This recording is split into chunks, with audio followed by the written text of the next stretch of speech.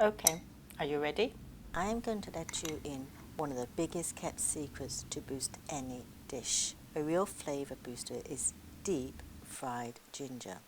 Every time I garnish a dish with this simple, fast and easy condiment, my guests are always blown away in awe at how delicious and simple it is. So let's get to it. First, wash your ginger well. It is a root and there's a good chance that there will be some mud stuck in its crannies. I don't bother to peel my ginger. It's just another chore in my opinion, but if you prefer, peel away. Use a sharp knife and slice thinly as possible. This is the tip. To make delicate thin stick julienne cuts. Heat oil to very hot. Test the heat by dropping just one stick into the oil. It should react and bubble up immediately on hitting the oil.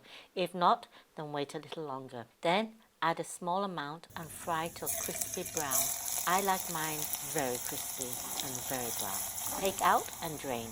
It is a classic garnish to rice congee, or as we call it, zop. The ultimate Asian comfort food. Garnish with green onions and deep fried ginger. Delicious.